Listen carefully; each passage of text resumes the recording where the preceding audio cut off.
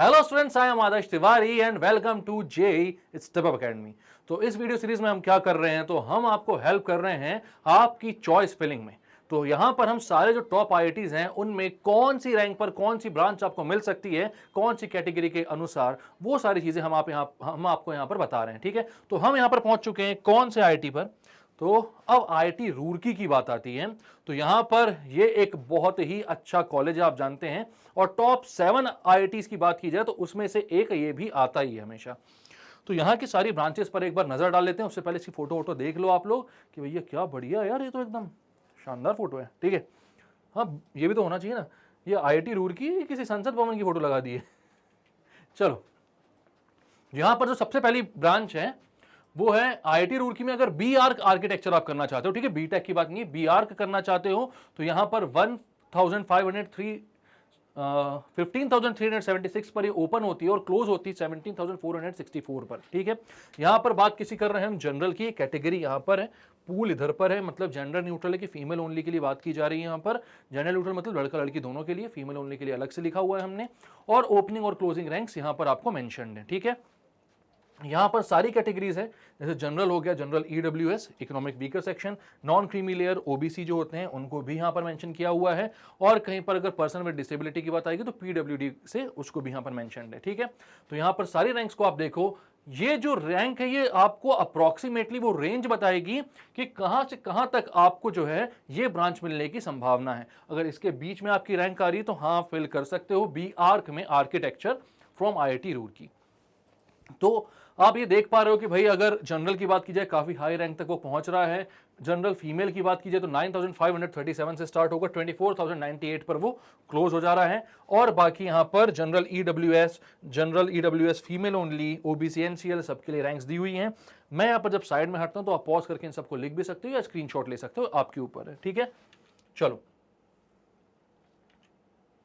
Okay, दो slide चली गई थी। तो ये है अपना बी आर्क में एससी एंड एसटी कैटेगरी के लिए gender neutral and female only का जो रैंक है, ये कैटेगरी वाइज रैंक है जिसकी बात हम यहां पर कर रहे हैं, तो इसको भी ध्यान में देते हुए चलना। ठीक है, उसके बाद अब बीटेक की बात करते हैं bio sciences and bio engineering से। ठीक है, तो ये अगर आपको रिसर्च वाली फील्ड में जाना है, ये आपको ब्रांच ऑप्ट करनी है, आप बिल्कुल कर सकते हो। 6,480 से स्टार्ट होकर 7,855 में जेंडर न्यूट्रल जनरल में ये रैंक ओपन और क्लोज होती है। फीमेल के लिए आपको काफी हाई लेवल तक, यहाँ पर हाई रैंक तक आपको ये कॉलेज मिल जाता है। 10,000 के ऊपर भी रैंक है तो भी इस पे ऑप्ट कर सकते हो, 13,226 रैंक तक। ठीक है, अब यहां पर अगर कोटा के साथ रैंक की बात की जाए तो ये आपके पास है general EWS economic weaker section, non creamy layer OBC, SC और एसटी के लिए ये सारी रैंक्स है आपके पास।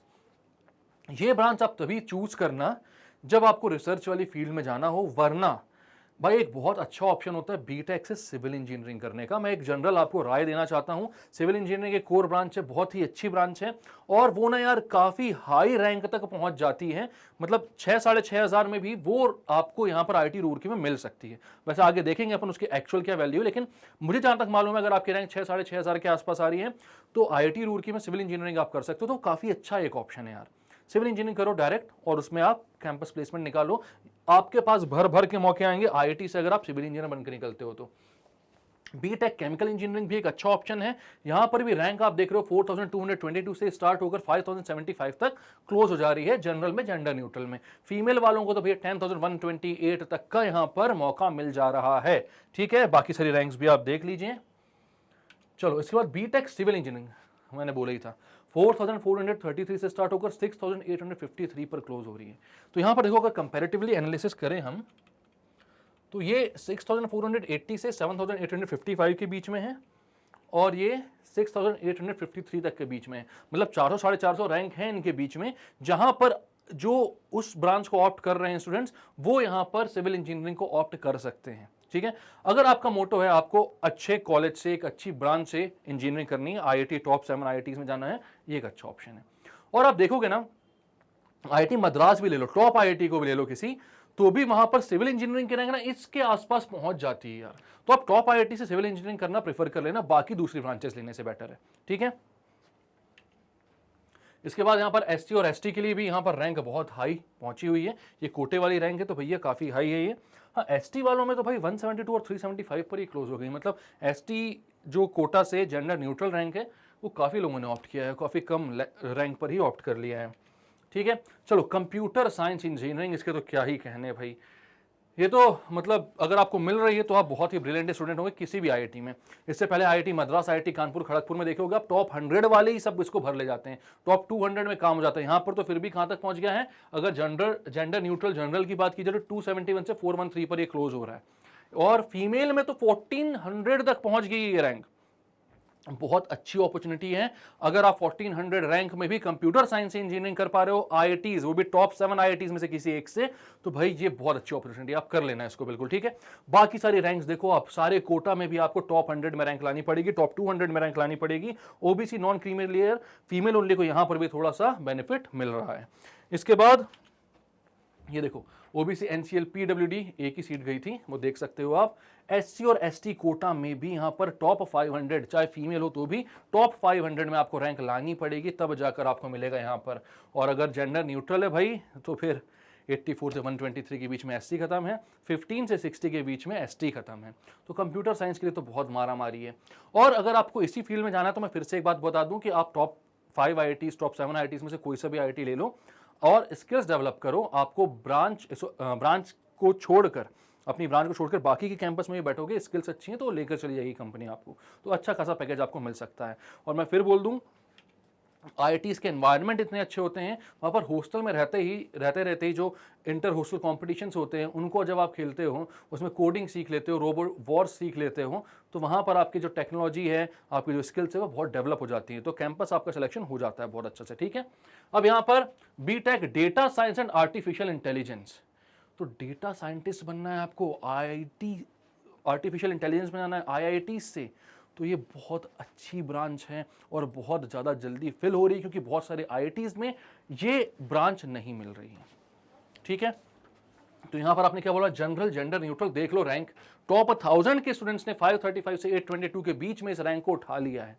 फीमेल ओनली में भी 1493 से 2298 तक ये खत्म है। कोटाज में तो भाई टॉप 100 में ही खत्म हो चुकी है, रैंक्स आप देख सकते हो। ठीक है, ओबीसी एनसीएल फीमेल ओनली में थोड़ा सा ऊपर गया है।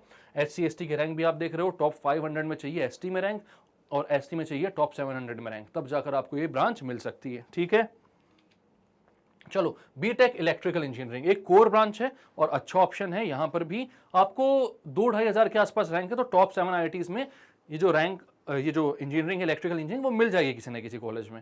ठीक है, तो यहां पर थोड़ी सी ज्यादा रैंक भी आ गई अगर आपकी, तो भी टॉप आईआईटीज में कोर ब्रांच इलेक्ट्रिकल इंजीनियरिंग लेकर आप पढ़ाई कर सकते हो, और बहुत अच्छा फ्यूचर है इसका, तो बेझिझक ले लेना। ठीक है, ऐसी मैकेनिकल इंजीनियरिंग के साथ भी ऐसा ही केस है, तो आपको इलेक्ट्रिकल, मैकेनिकल और सिविल में तो काफी आगे की रैंक्स तक भी आपको सिविल इंजीनियरिंग मिल जाती है। इसके बाद बीटेक इलेक्ट्रिकल इंजीनियरिंग में एससी एसटी का भी आप यहां पर कट ऑफ देख सकते हो, कट ऑफ नहीं मतलब रैंक है। इलेक्ट्रॉनिक्स एंड कम्युनिकेशन इंजीनियरिंग, ठीक है, तो कई जगह इलेक्ट्रॉनिक्स एंड इलेक्ट्रिकल मिल रही है, कई जगह इलेक्ट्रॉनिक्स एंड कम्युनिकेशन है, बहुत सारे आईआईटीज में तो ये ब्रांच है भी नहीं, बट ये बहुत अच्छा ऑप्शन है। इलेक्ट्रॉनिक्स एंड कम्युनिकेशन इंजीनियरिंग भाई जाए तो एम्बेडेड सिस्टम की साइड भी जा सकती है, सीएस और आईटी कैंपस में बैठ सकता है, यहाँ पर सब कुछ ओपन रहता है आपके लिए। ठीक है, तो यहाँ की चीज़ें आपको बहुत अच्छे समझते हुए आपको यहाँ पर 640 ओपनिंग और 1443 पर क्लोजिंग रैंक दिख जाती है। मतलब टॉप स्टूडेंट्स जो हैं 1500 तक में जो आ रहे हैं वो इलेक्ट्रॉनिक्स एंड कम्युनिकेशन इंजीनियरिंग को ऑप्ट कर रहे हैं। ठीक है, तो बहुत अच्छी ब्रांच है यार ये। और इसके बाद एससी और एसटी की रैंक भी देख लीजिए आप। फिर इंजीनियरिंग फिजिक्स से आपको बीटेक करना है, ठीक है, लेक्चरर बनना है, रिसर्च की फील्ड में जाना है, यहां पर आप कर सकते हो बिल्कुल। 2972 रैंक से ओपन होकर 4901 पर ये क्लोज हो जा रही है, और फीमेल ओनली में भाई 11,000 रैंक तक भी गई है, तो आप ले सकते हो इसको भाई, कोई दिक्कत नहीं है इसमें भी।